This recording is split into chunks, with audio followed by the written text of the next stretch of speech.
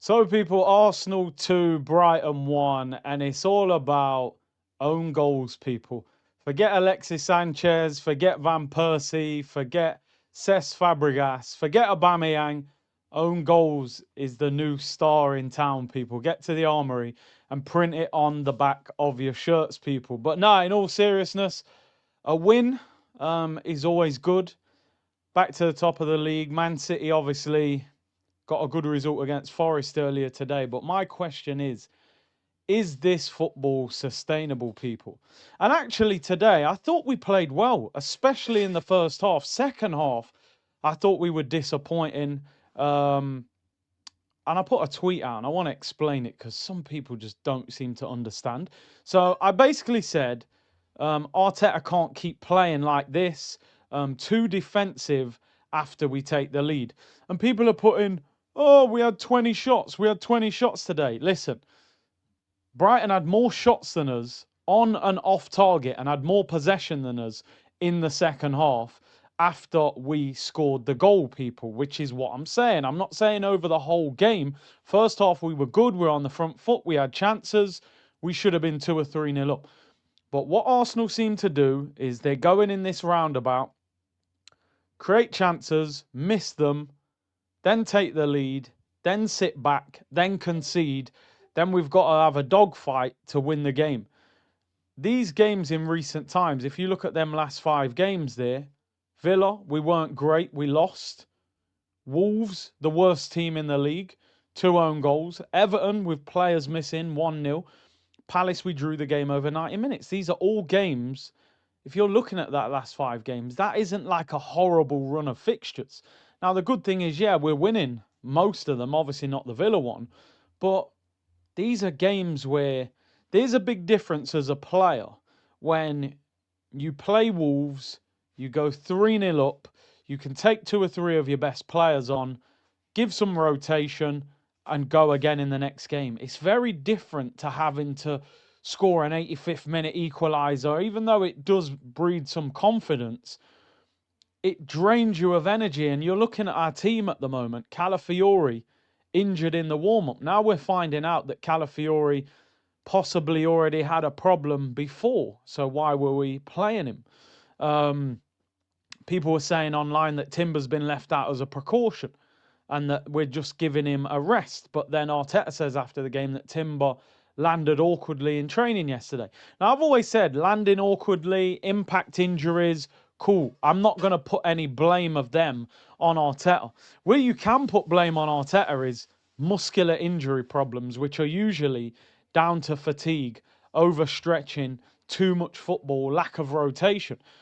And can you talk about and moan about lack of rotation when Eze doesn't come off the bench today? £65 million player.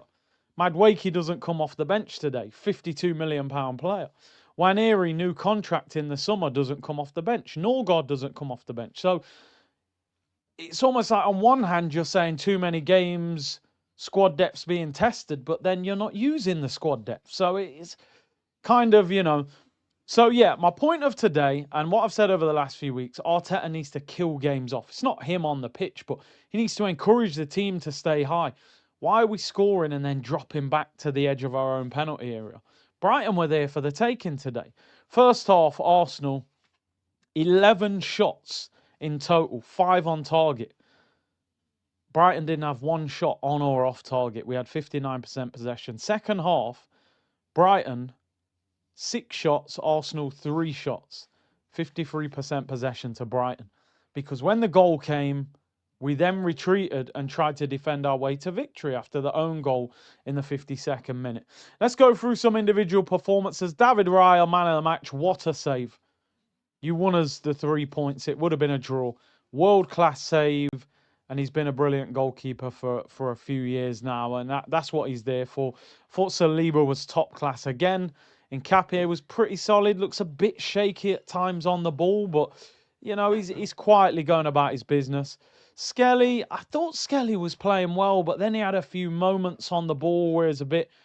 It just feels like he's not in favour with the manager at the moment as well.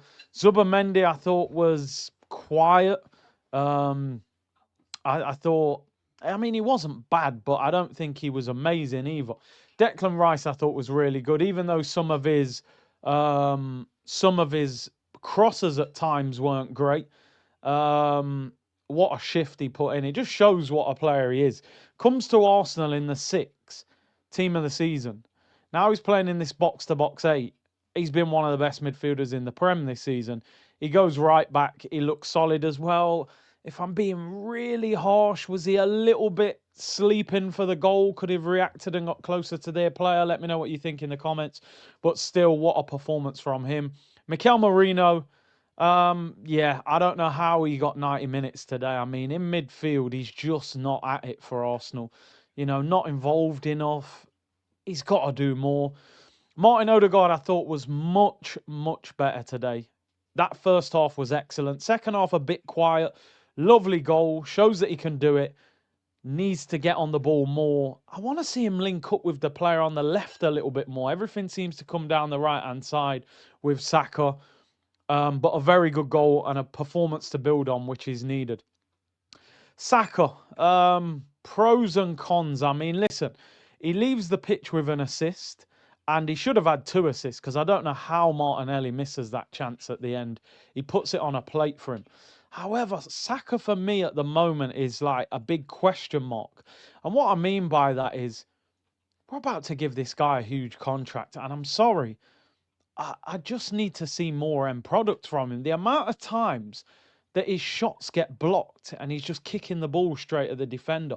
I need to see a bit more creativity, a bit more, invention in your game, like a bit more skill. I know his game's not massively built on skill, but just a bit more. And, that ball that he played for Martinelli, I never see that pass for Gyökeres. You could argue that Gyökeres' movement isn't good enough, but he has to play a little bit more for the team, and that might mean Saka's numbers drop a little bit. But if it's for the benefit of the team, that's all that matters. But he had some very good moments in the game as well, but we just need more. Trossard was tidy, some good skill. End product wasn't necessarily there, but decent performance from him. Gyökeres is a concern. Listen, it doesn't matter where you are in the Gyökeres debate. Is he being starved of service? Probably yes. But is he doing enough when he gets the ball and off the ball? I'm now at the stage of saying he's not doing enough. And I'm a defender of Gyökeres. I have defended him. But, he gets a chance after 2 minutes. That's a big chance. Make no mistake about it. You've either got to lob that over him with your side foot, or you put your laces through it and blast it past the goalkeeper. He kind of does neither. Some of his hold-up play is still not quite there. He had that decent little shot at the end from the tight angle. His confidence looks shot to pieces at the moment. And to be honest, I think it's a matter of time before he ends up on the bench. Now, whether that's the right thing or not, I think you'll see Marino or Jesus or even Havertz when he's back playing ahead of him. But I do still think we've got to try and get more out of him. You can't just say, okay, it hasn't worked so far, so just bench him and bin him.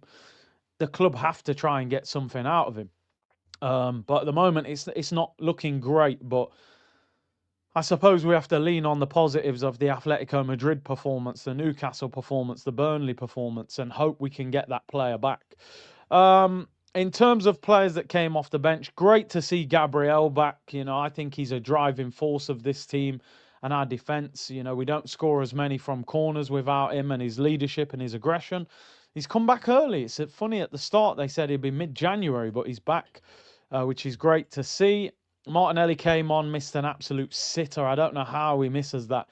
And then on the bench, Madueke, Eze, Nwaneri, no minutes again. As I said in the stream, there was a tweet saying, I think Arteta thinks Eze and Madueke are at AFCON. He's forgot that he can bring them on, but again, Eze's confidence will be dropping by the minute. And Madueke scores two goals in the Champions League, including a belter. And he can barely get a minute at the moment. But, hey, it is what it is. It was all about the victory, but the performances have to improve. As I'm recording this video, Villa have just gone 2-1 up against Chelsea.